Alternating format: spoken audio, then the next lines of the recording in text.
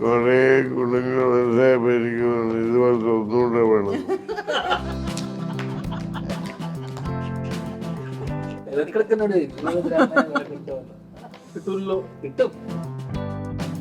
കോളേജിൽ പഠിക്കുന്ന കാലം യേശു എന്റെ കൂടെ ഉണ്ട്. ശ്രീനിവാസന്റെ മോയെന്നായിട്ട് ആരെങ്കിലും പറയുന്ന അന്ന് രണ്ടാളും പറയൂല. നിങ്ങൾ രണ്ടും ഒരുമിച്ച് അഭിനയിക്കുന്ന സിനിമ ഞാൻ നേരത്തെ ഇന്നലെയും ചോദിച്ചു. ഇതൊന്നും ലാലേട്ടനും ശ്രീചേട്ടനും ഇനി ഒരുമിച്ച് ഒരു ഒത്തുകൂടൽ അങ്ങനെ ഒരു ആഗ്രഹം സത്യസന്ധമായിട്ടുള്ളത് തന്നെയാണ് ശ്രീചേട്ടൻ. കുറെ കഥകൾ കേട്ടില്ലേ? കേട്ടു. കൊറേയൊക്കെ കേട്ടിട്ടുള്ളതല്ലേ? ഇല്ല കൊറേയൊക്കെ പുതിയത്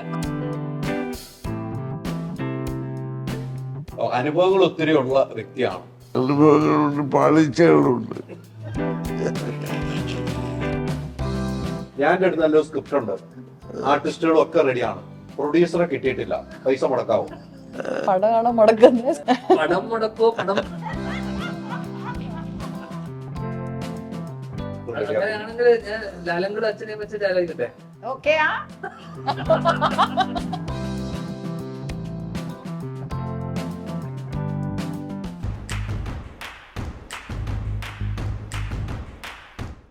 ഓക്സിജനിൽ ഏപ്രിൽ 10 വരെ എസികൾക്ക് പമ്പിച്ച വിലക്കുറവ്. ഉടൻ ഷോറൂം വിസിറ്റ് ചെയ്യൂ. Oxygen, the cooling expert.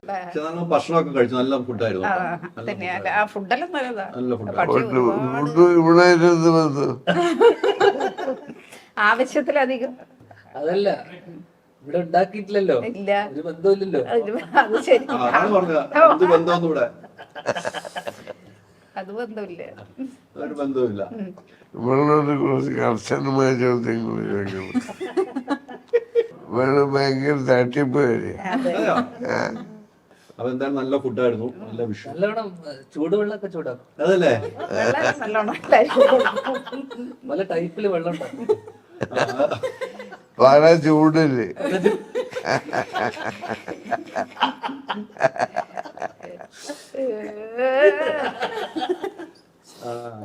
അതൊന്നും വേണ്ടല്ലേ? അതെ, ഇങ്ങനെ നിങ്ങളെ നോക്കിയെടുത്ത് നിങ്ങള് കുറ്റം പറയാൻ പാടണ്ട. പല ചൂടില്. അല്ല, എന്തായാലും ഒരു കാര്യം പറയാം ചേട്ടാ, ഇങ്ങനെ ഒരു ഭാര്യയെ കിട്ടിയ ശ്രീചേട്ടന്റെ ഭാഗ്യമാണ്. അപ്പൊ ശരിക്കും ഞാൻ പറയട്ടെ, സത്യനന്ദികേട്ടനോട് ഞാൻ പറഞ്ഞ്, സത്യനന്ദികേട്ടനോട് പറഞ്ഞ് ഇങ്ങനത്തെ ഒരു ഭാര്യയെ എനിക്ക് വേറെ എവിടെ കിട്ടണമെന്ന്. ഞാൻ പറഞ്ഞ് എനിക്ക് ഈ ഭാര്യ കിട്ടിയപ്പോഴാണ് ഭാര്യയുടെ ഗുണങ്ങൾ എന്തൊക്കെയത് മനസ്സിലായത്. ഇങ്ങനെ കൊറേ ഗുണങ്ങൾ മനസ്സിലായപ്പോ എനിക്ക് ഇതുപോലത്തെ ഒന്നുകൂടെ വേണം.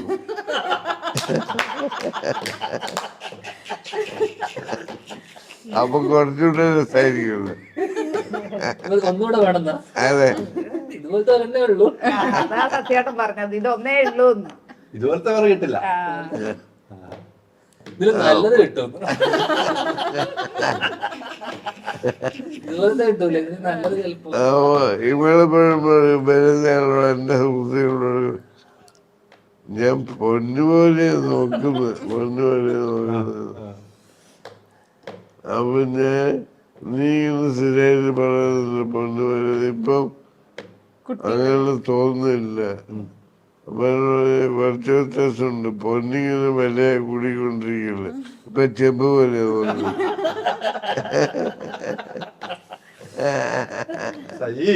എന്തായി പറഞ്ഞത് അല്ലേ? മറുപടി ഒന്നും കൊടുക്കുന്നില്ല.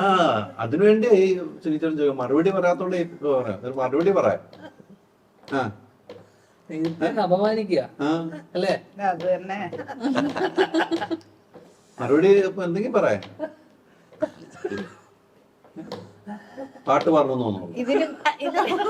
ഇതിനെന്ത് മറുപടിയാ പറയാ?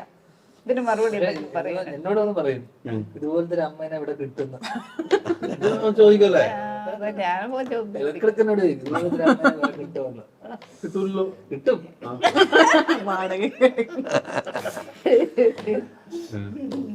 ഇതുപോലത്തെ ഒരു അമ്മായിയമ്മേനെ കിട്ടുമോ? ഒരിക്കലും ഇല്ല. നല്ല കുട്ടികൾ അങ്ങനെ കളിയാക്കി പറഞ്ഞ പോലെ ഉണ്ടായിരുന്നു. കളിയാക്കൂല. ഞാൻ ആരും പ്രാർത്ഥിച്ച് കിട്ടിയതാ, പിന്നെ എന്ത് കളിയാക്കുക? അതെ, പ്രാർത്ഥിച്ച് കിട്ടിയാണ്. യേശുവിനെ ഞാൻ കോളേജിൽ പഠിക്കുന്ന കാലം യേശു എന്റെ കൂടെ ഉണ്ട്. അതാരാ? യേശു വേറെ വേറിയല്ല, യേശു ഭഗവാൻ. ഞാൻ വിചാരിച്ചു രാമേന്ദ്രൻ പോലെ വേറൊരു ആളാണ് രാമേന്ദ്രയുടെ വീടുന്നത് ഒന്ന് അന്വേഷിച്ച ഒരു പ്രപ്പോസലാണ്. അപ്പൊ പാവോ അല്ല, അതുപോലെ വേറെ ആളാണെന്ന് ഓർത്തുപോയി. യേശുന്ന് പേരുള്ളവരുണ്ടല്ലോ. യേശുദേവൻ ഞാൻ ശ്രീചേട്ടൻ തെറ്റിപ്പോയത്. ദാസാണോ യേശുദാസും അങ്ങനത്തെ അല്ല, നമ്മളെ ഗായകൻ യേശുദാസാ പറഞ്ഞത്. അതും ഒരു നല്ല മനുഷ്യനാണ്. ഇപ്പൊ നല്ലതല്ലാത്ത ഒരു ദിവസം ഒരു മാഗസീൻ എടുത്തിട്ട് വന്നിട്ട് എനിക്ക് ഞാൻ വായിക്കട്ടെന്ന് ചോദിച്ചു. അവരെ വായിക്കുന്നത് അപ്പൊ വിജയ് യേശുദാസിന്റെയാണ്. അപ്പൊ അതിൽ എഴുതിയിരിക്കുന്നത് ഇന്റർവ്യൂ ആണ് വായിച്ചു. അതായത് ദർശനയും ഞാനും ഒന്നിച്ചല്ല താമസം, പക്ഷെ ഞങ്ങളുടെ 2 മക്കളുടെ അച്ഛനും അമ്മയും ഞങ്ങൾ രണ്ടുപേരും തന്നെയാണ്. ആ മനസ്സിലായി. ഞാൻ പറഞ്ഞു അങ്ങനെ തന്നെയാ പറ്റും നമുക്കൊന്ന് ചോദിച്ചു.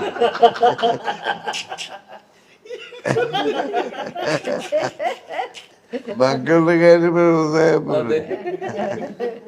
അത് കറക്റ്റ് ആണല്ലോ. അതെ അത് ഇന്നുവരെ മറുപടി പറഞ്ഞു. എന്തിനെല്ലാം മറുപടി പറയേണ്ടത്? ഒന്നിനും മറുപടി കൊടുത്തിട്ടില്ല. ആ മാഗസിനിലുള്ളത് കറക്റ്റ് ശ്രീചേട്ടാ. ഈ 2 മക്കൾ അല്ലേ? ഇത് നമ്മൾ ഈ സിനിമയിലൊക്കെ ഒത്തിരി സപ്പോർട്ട് ചെയ്യുന്നുണ്ട്, ഒത്തിരി സപ്പോർട്ട് ചെയ്യുന്നുണ്ട് മക്കളെ, അച്ഛന്മാര്, അങ്ങനെയൊക്കെ നമ്മൾ. ഈ ശ്രീചേട്ടൻ ഇന്ന് വരെ ഇവരെ സപ്പോർട്ട് ചെയ്യുന്നത്, ഇവര് വഴി വെട്ടി തെളിച്ചാണ് സിനിമയിലേക്ക് വന്നത്. അതെന്താണ് സപ്പോർട്ട് ചെയ്യാതെ ഒരു സിനിമയിൽ അഭിനയിക്കാൻ ചാൻസ്? ഒന്നും ഒരു സപ്പോർട്ടും ചെയ്തിട്ടില്ല. അതെന്താണ്? ഇവരൊക്കെയുള്ള കഴിവിൽ എനിക്ക് വിശ്വാസമുണ്ട്. സപ്പോർട്ട് ചെയ്തിരുന്നെങ്കിൽ കുറച്ചുകൂടെ എത്തിയതിന് ഉറപ്പല്ലേ? അപ്പൊ ഞാൻ പോളിസി പറയുന്നതാണ്, ഉദയനാണ് തരാം. അപ്പൊ അതില് പാട്ടുകളുടെ കാര്യങ്ങൾ ഇങ്ങനെ വന്നപ്പോ ആര് മ്യൂസിക് ചെയ്യണം, റോഷൻ ചെന്നോട് സംസാരിച്ചുകൊണ്ടിരിക്കണം. ആരൊക്കെ ഏതൊക്കെ പാട്ട് ആരൊക്കെ പാടണം. ദീപക് ദേവാണ് മ്യൂസിക്കായിട്ട് തീരുമാനിച്ചത്. ദീപക് ദേവ് അങ്ങനെ പാട്ടൊക്കെ തീരുമാനിച്ചു. അപ്പൊ എന്നോട് റോഷൻ പറഞ്ഞു, ഒരു പാട്ട് നമുക്ക് വിനീതിനെ കൊണ്ട് പാടിക്കുന്നത്. അപ്പൊ അത് വേണ്ട. അതാ അച്ഛൻ നല്ല സപ്പോർട്ടല്ലേ അച്ഛൻ? ഞാൻ പറയാം കാരണം അപ്പൊ ദിവസം പറഞ്ഞില്ല. ഞാൻ അവനോട് ഇങ്ങനെ നമ്മൾ ഡിസ്കഷൻ ഫ്ലാറ്റില് ചെന്നൈയിൽ വരുമ്പോൾ അവനോട് ഞാൻ പറഞ്ഞതാണ് ഒരു പാട്ട് നീ പാടണത്. ഞാൻ പറഞ്ഞ് എന്താ പ്രശ്നം ഞാൻ പറയാം. റോഷന്റെ ആദ്യത്തെ സിനിമ ഇത്. ഞാൻ സിനിമയിൽ ഒരുപാട് കാലമായി. അപ്പൊ ആരും കരുതും ഇതില് വിനീത് പാടാൻ കാരണം എന്റെ ഇടപെടലുകാരനായിരിക്കണം. എനിക്കത് താല്പര്യമില്ല.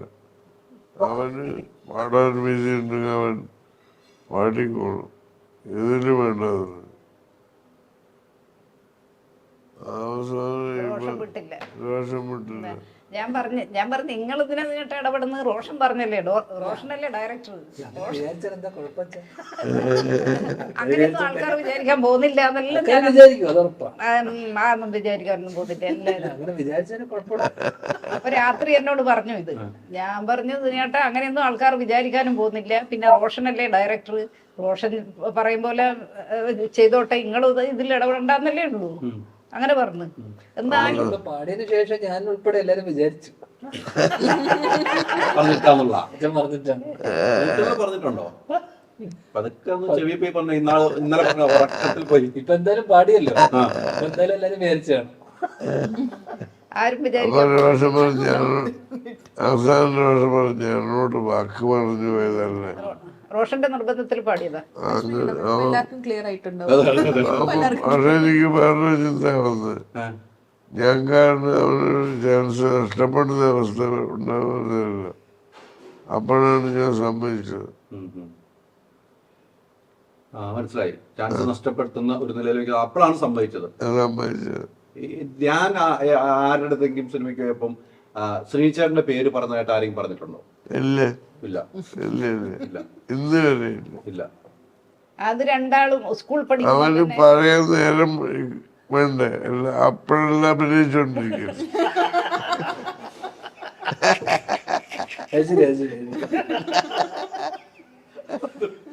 അച്ഛനാരാണെന്ന് പറയാൻ പോലും സമയമല്ല.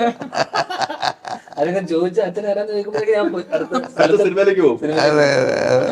പണ്ട് സ്കൂളിൽ നാട്ടിലത്തെ സ്കൂളിൽ പോകുമ്പോൾ പരീക്ഷയുടെ സമയത്ത് നമ്മളെ നാട്ടിലെ ഡ്രൈവറോട് ഞാൻ പറയും, ശശി ഒന്ന് സ്കൂൾ മുറ്റം വരെ ഒന്ന് എത്തിച്ചു കൊടുക്കണം. പരീക്ഷയുടെ ഹാളിൽ കയറുന്ന സമയത്തായിരിക്കും ഇവരെ പഠിപ്പുണ്ടാകുക നല്ലോണം. ആ സമയത്താണ് രണ്ടുപേരും നല്ലോണം പഠിക്കുക.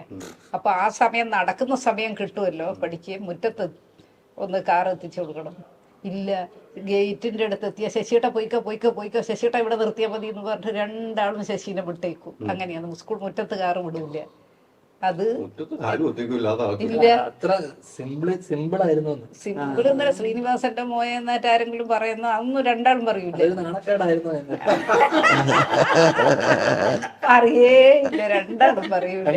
ഉദ്ദേശിച്ച നാണക്കേടാണ്. നാണക്കേടായിട്ടല്ല, പറയൂല. എന്താന്നാ എനിക്കറിയില്ല. അമ്മയും പറയൂലല്ലോ ഭർത്താവ്. അതൊന്ന് എന്നെ ഇപ്പൊ എല്ലാവർക്കും അറിയാലോ. ശ്രീനിവാസന്റെ ഭാര്യാന്ന് എല്ലാവർക്കും അറിയാം. ഇവരെ അറിഞ്ഞൂടായിട്ടല്ല, പക്ഷെ ഇവര് വിടൂല. പരീക്ഷയുടെ സമയത്ത് ഗേറ്റിന്റെ അടുത്ത് വിടൂ ശശിയുടെ പോയിക്കോ പറഞ്ഞു വിടും. പക്ഷെ എങ്കിലും ശ്രീചേട്ടനൊന്ന് ഹെൽപ്പ് ചെയ്യാമായിരുന്നു പിള്ളേർക്ക് വേണ്ടി. അത് ഉറപ്പായിരുന്നു. എത്രയോ സിനിമകൾ ശ്രീചേട്ടൻ എഴുതി.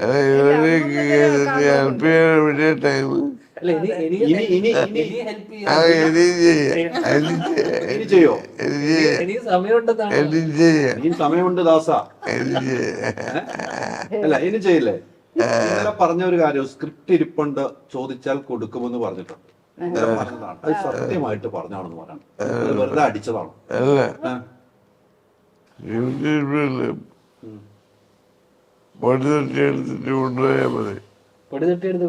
ചെയ്ത കഥയാണോ?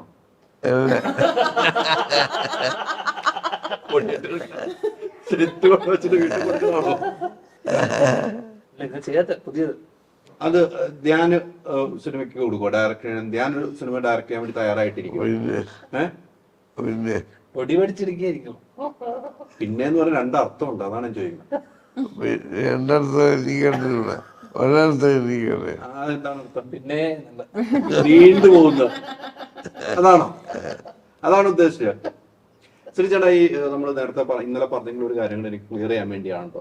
നിങ്ങൾ രണ്ടും ഒരുമിച്ച് അഭിനയിക്കുന്ന സിനിമ ഞാൻ നേരത്തെ ഇന്നലെ ചോദിച്ചു. ഇതൊന്നും ലാലേട്ടനും ശ്രീചേട്ടനും ഇനി ഒരുമിച്ച് ഒരു ഒത്തുകൂടൽ, ഇനി ദൈവം അനുഗ്രഹിച്ച് ശരീരമൊക്കെ റെഡിയായി, ഇപ്പോഴും കുഴപ്പമൊന്നുമില്ല, ദൈവത്തിന് അനുഗ്രഹത്തിൽ തിരിച്ചു വരുമെന്ന് അന്ന് നടത്തിയിട്ടുണ്ട്. അങ്ങനെ ഒരു ആഗ്രഹം സത്യസന്ധമായിട്ടുള്ളത് തന്നെയാണ് ശ്രീചേട്ടൻ? എനിക്ക് ഉണ്ട്. ധാരാളം ആഗ്രഹം ഉണ്ടാവും.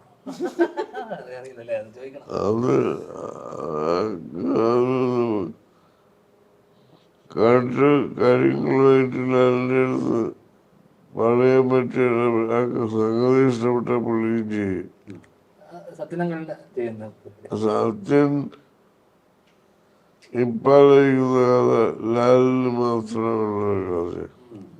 അത് കഴിഞ്ഞിട്ട് എപ്പോഴെങ്കിലും സത്യനിക്ക് അങ്ങനെ എളുപ്പത്തിൽ നടക്കും.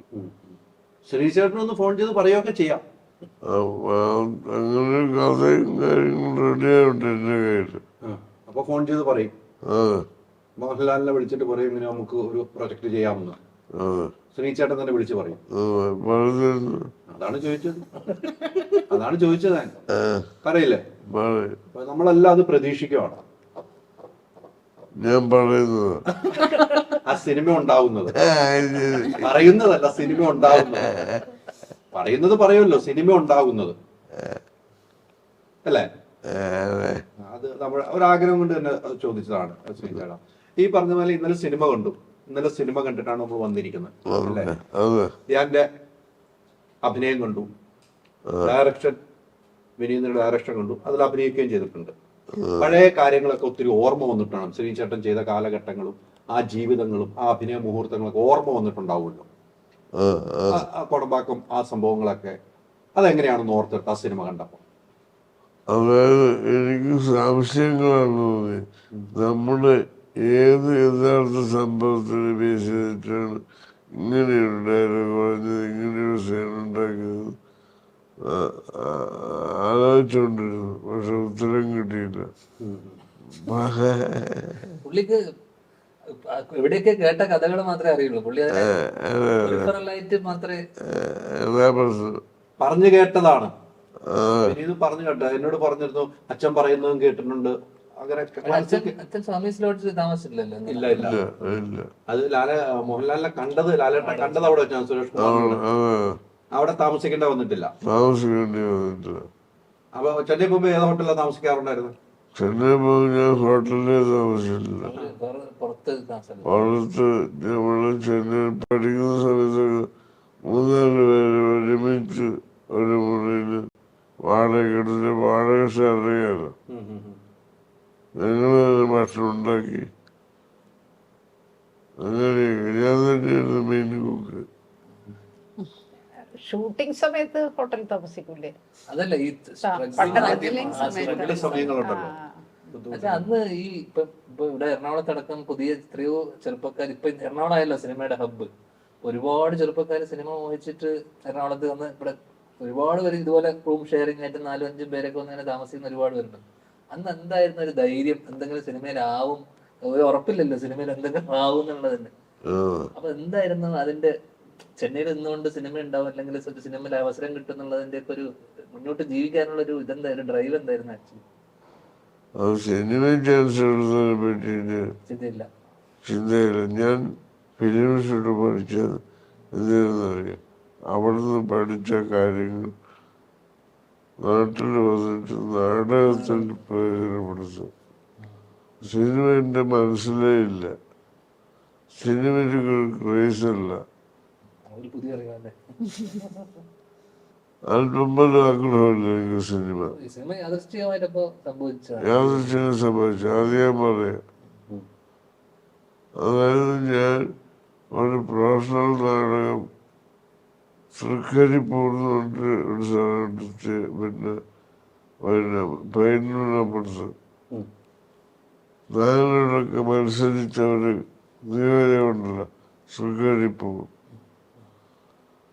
അവിടെ നാടക സുഹൃത്തുക്കളുണ്ട് കുറെ പേര്. KMK എന്ന് പറഞ്ഞിട്ട് കലാസമിതി ഇപ്പോഴും ഉണ്ട്. കുറെ കഥകൾ കേട്ടില്ലേ? കൊറേയൊക്കെ കേട്ടിട്ടുള്ളതല്ലേ? ഇല്ല കൊറേയൊക്കെ പുതിയ കഥകളാണ്. അനുഭവങ്ങൾ ഒത്തിരി ഉള്ള വ്യക്തിയാണ് അല്ലെ? അനുഭവങ്ങൾ ഒത്തിരി ഉണ്ട്, ഒത്തിരി കഥകൾ പറയാനുമുണ്ട്. നല്ലൊരു വിഷു ദിവസമാണ്. അനുഭവങ്ങളുണ്ട്, പാളിച്ചകളുണ്ട്. അത് ഈ നിരന്തരം പണ്ട് 86, 87, 88 കുറെ സക്സസ് ഹിറ്റ് വന്നിട്ട് പെട്ടെന്നൊരു ഫ്ലോപ്പോ ഫെയിലിയറോ വരുന്ന സമയത്ത് അത് ശരിക്കും ബാധിച്ചിരുന്നു. മുകുന്ദേട്ട സുൽത്താൻ വിളിക്കുന്നത്, അതൊക്കെ പെട്ടെന്ന് വീണുപോയ സിനിമകൾ വന്ന സമയത്ത് നിങ്ങൾക്കിടയിൽ അത്തരം മൊമെന്റുകളൊക്കെ ശരിക്കും വീണുപോയിട്ടുണ്ടോ ഫെയിലിയർ വന്ന സമയത്തൊക്കെ?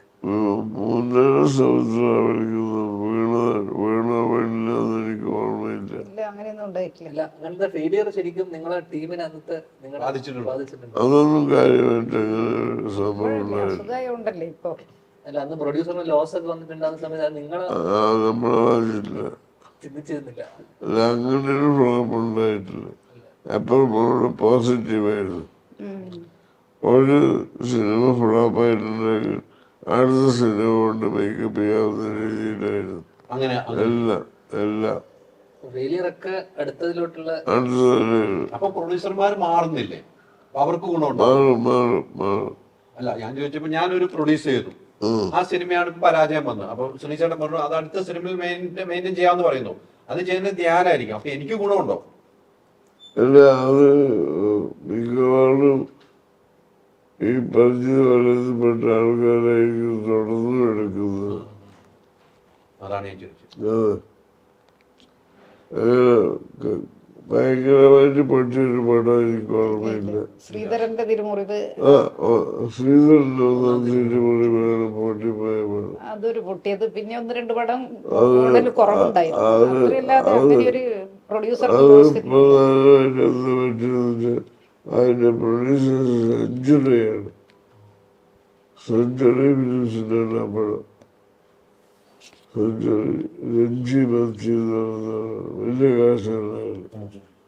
നമ്മള് അതിൽ നീല കുറുപ്പ് എന്നൊരു പെൺകുട്ടിയാണ്. ഞാൻ സത്യൻ്റെ അവളുടെ വീട്ടിൽ പോയി സംസാരിച്ചിട്ടാണ് അവളെ ഫിക്സ് ചെയ്തത്.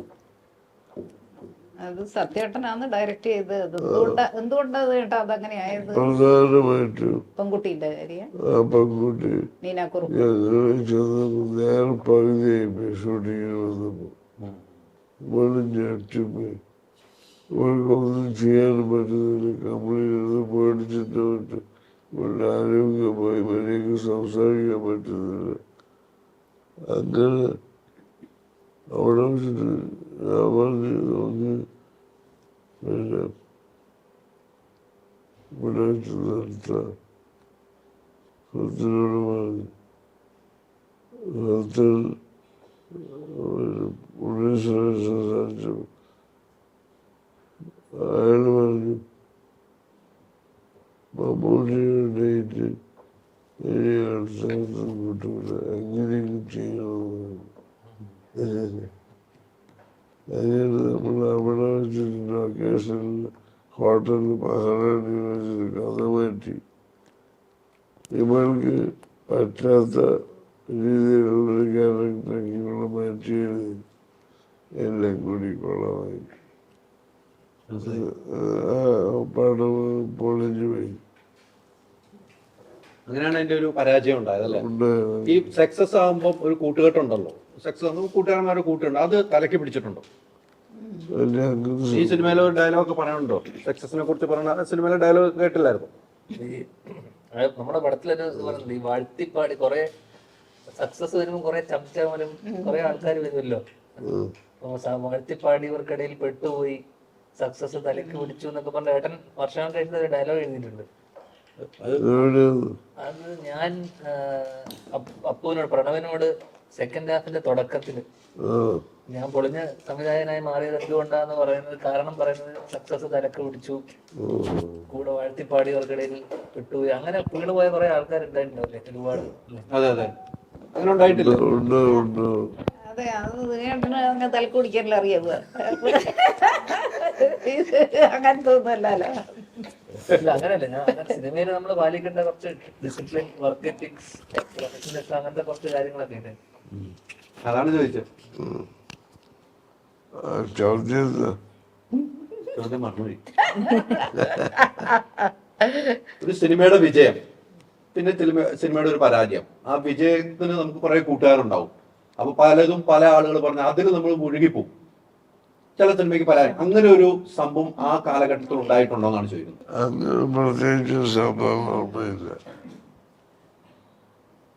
അതിനൊന്നും സമയമൊന്നുമില്ല. ഒരു സിനിമ കഴിഞ്ഞ അടുത്ത ഞാനെ പോലെ തന്നെയാ, സമയമില്ല. അതില് നിങ്ങൾ ഓക്കെയാണ്, അതെങ്കിലും ഒന്ന് സമ്മതിച്ചല്ലോ. അവിടെ ഒരു വർഷം 10 കഥകളും, ഇവിടെ ഒരു വർഷം 10 സിനിമ അഭിനയിക്കും. അത് തന്നെ, ഒരു അടുത്ത സിനിമയുടെ ആലോചനയായിരിക്കും.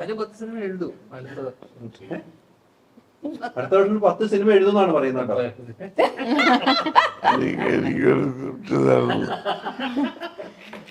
അച്ഛനൊരെണ്ണം അങ്ങോട്ട് തരും, ഞാനിങ്ങോട്ട് ഒരു സ്ക്രിപ്റ്റ് കൊടുക്കണം അല്ലേ. അപ്പൊ എന്തായാലും സന്തോഷമല്ലേ, സന്തോഷവാനല്ലേ? രണ്ട് മക്കളും. അതിന് മാത്രമൊരു കുഴപ്പമില്ല. പിന്നെ എന്തിനാ കുറവ് കേൾക്കുന്നത് ചേട്ടാ? ക്യാഷ് കുറവ്. സന്തോഷം വരുമ്പോ ക്യാഷ് തനിയെ വരും. ഉള്ള ഇനി ഒരു പടം കൂടെ പ്രൊഡ്യൂസ് ചെയ്യും, അപ്പൊ പൈസ വീണ്ടും വരും. അതെ, മുകേഷ് എപ്പോഴും നിർബന്ധിക്കുമല്ലോ നമ്മുടെ ചെയ്യേ. ഇനി അങ്ങോട്ടും വേണ്ട, ഇവിടെ കൊടുത്താൽ മതി, ഇവിടെ പ്രൊഡ്യൂസ്, ഇവിടെ ഇവരുടെ സിനിമ എടുത്താൽ മതി, പുറത്തൊന്നും ഇനി പോകണ്ട. എങ്ങനെയാണ് ചെയ്യോ? എടുക്കില്ല, എടുക്കില്ല, ഉറപ്പാണോ? എടുക്കില്ലേ? ഞാൻ അടുത്ത് നല്ലൊരു സ്ക്രിപ്റ്റ് ഉണ്ട്, ആർട്ടിസ്റ്റുകളും ഒക്കെ റെഡിയാണ്, പ്രൊഡ്യൂസറെ കിട്ടിയിട്ടില്ല, പൈസ മുടക്കാവും. മുടക്ക അത് മുടക്കാന്ന് ഉറപ്പാണോ? പിന്നെ പടമാണോ മുടക്കുന്ന പൈസ അല്ല, പടം മുടക്കുവോ അതോ പണം മുടക്കുവോ? പണം മുടക്കോ പണം അത് പറ. മുടക്കാന്ന് പറഞ്ഞിട്ടുണ്ട്. അത് ഏതാണ് മുടക്കുന്നത്? പറ. ഏതാണ്? പടമായിരിക്കും. പടമാണോ പണമാണോ? പണം മുടക്ക പണം. ഒരു അഡ്വാൻസ് കൊടുക്കുക. ഒരു അഡ്വാൻസ് കൊടുക്കുക. ഒരു അഡ്വാൻസ് കൊടുക്കുക. സീരിയസ്ലി ഞാൻ പറയണം. ഒരു അഡ്വാൻസ് കൊടുക്കുക. ചെക്കാണ്. അല്ല ഇവിടെ കൈനീട്ട് കൈനീട്ടല്ല, ഇത് കൈനീട്ടല്ല, ഇത് സിനിമയുടെ അഡ്വാൻസ് അല്ലേ? പറ. സിനിമയുടെ അഡ്വാൻസ് ആണോ? സിനിമയുടെ അഡ്വാൻസ് ആന്ന് പറയാം. അതിന് അഡ്വാൻസ് സ്ക്രിപ്റ്റ് കിട്ടും. അത് അച്ഛൻ തന്നെ കണ്ടുപിടിച്ച് 500 രൂപയ്ക്ക് സ്ക്രിപ്റ്റ് ഒന്നും കിട്ടില്ല. അത് മറ്റേ 150 രൂപയും പൂന്തോട്ടവും കാർ പാർക്കിംഗ് അഡ്വാൻസ് ആയിട്ട് ഈ പൈസ അഡ്വാൻസ് ആയിട്ടാണ് കേട്ടോ. ഞാനാണ് എന്റെ പ്രൊഡക്റ്റ് ഡിസൈനർ, പ്രൊജക്ട് ഡിസൈനർ ഞാനാണ്. നല്ല ഡിസൈനിങ് കേട്ടോ.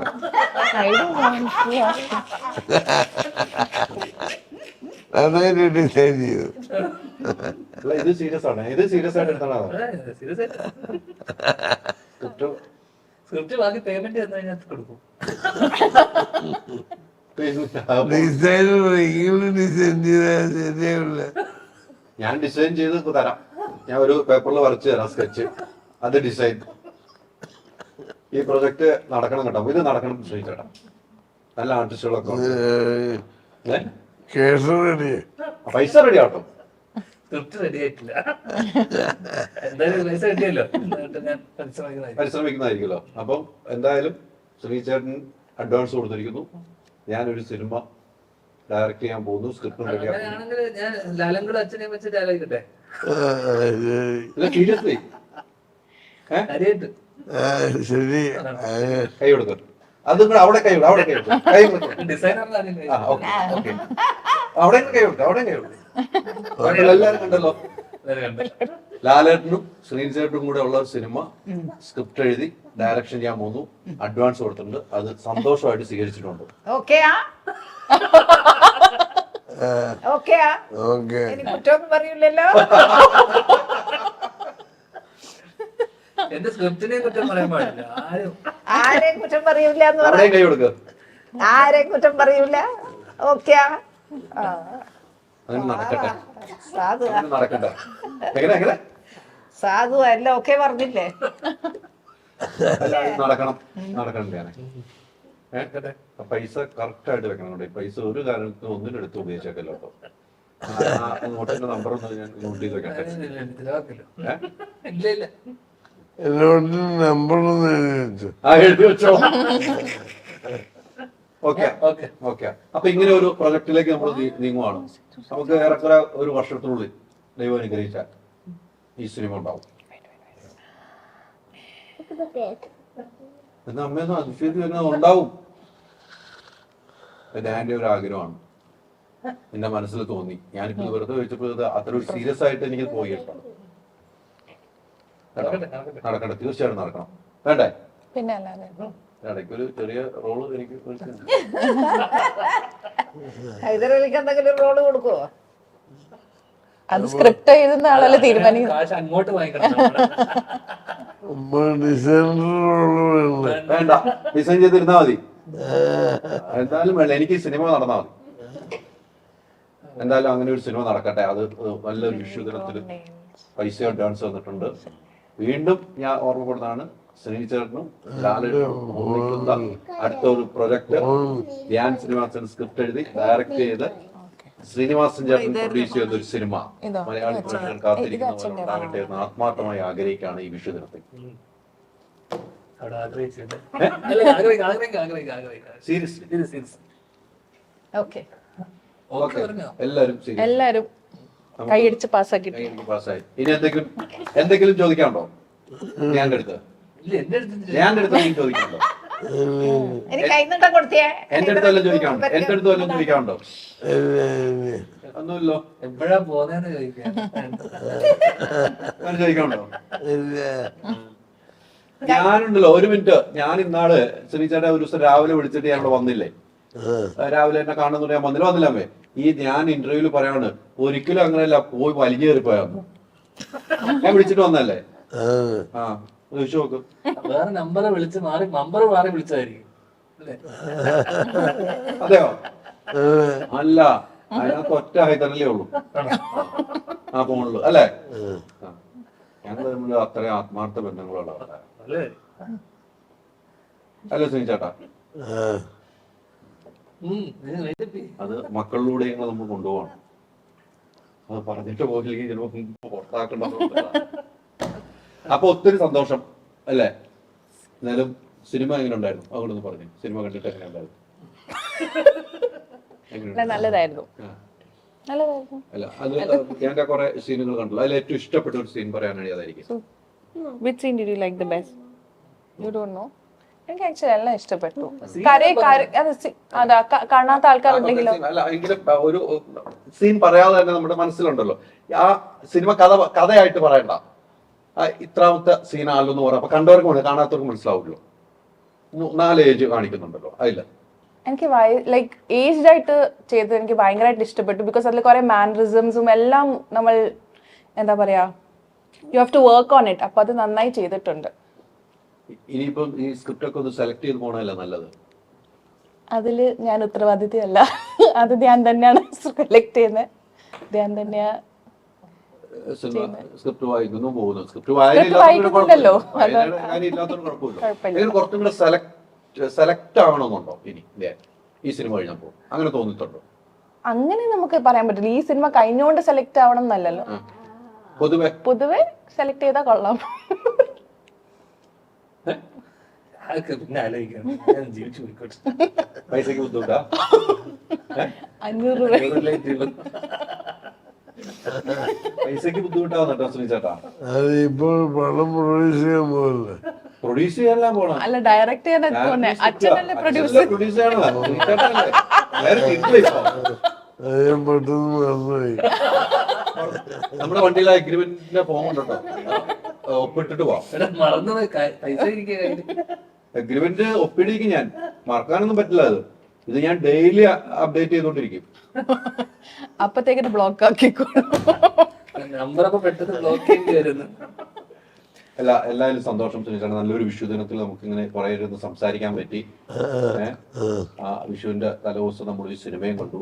മലയാളി പേഴ്സ് എല്ലാ ഇടങ്ങളിലും ഹൗസ്ഫുള്ളായിട്ട് വർഷങ്ങൾക്ക് ശേഷം ഓടിക്കൊണ്ടിരിക്കുകയാണ്.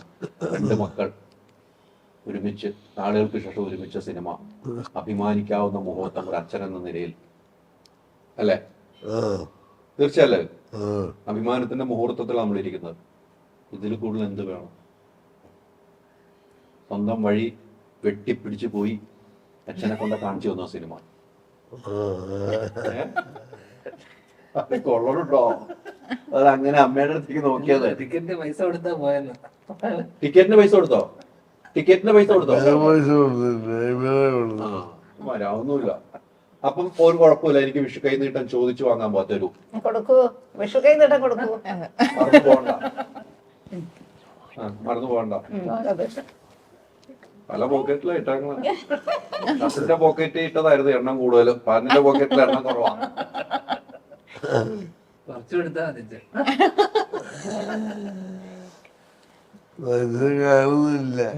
പൈസ കാണുന്നേ കിട്ടുന്നില്ല. അതെത്രയാ? എത്രയത്? ഇത് വിഷു കൈ നീട്ട് 500 ഉള്ളൂ.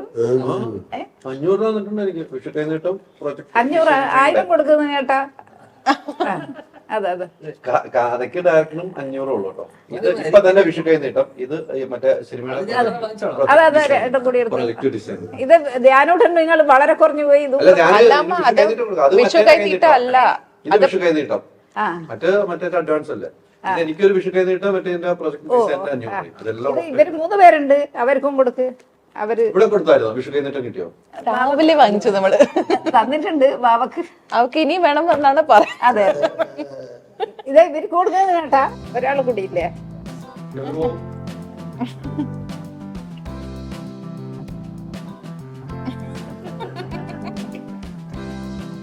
ഹാപ്പി വിഷു മുത്തേ. ഹാപ്പി വിഷു. കിട്ടി, ശമ്പളം ശമ്പളം കിട്ടി, നമ്മളെ മുത്തേ മോളെ അതവിടെ ഉണ്ട്. അത് അവിടെ കിട്ടിയത് അവരാ സൈഡിൽ വെച്ചിട്ട് എന്തെല്ലാം എടുക്കും. yes where you should be getting four. അപ്പൊ happy വിഷു. Fourth one.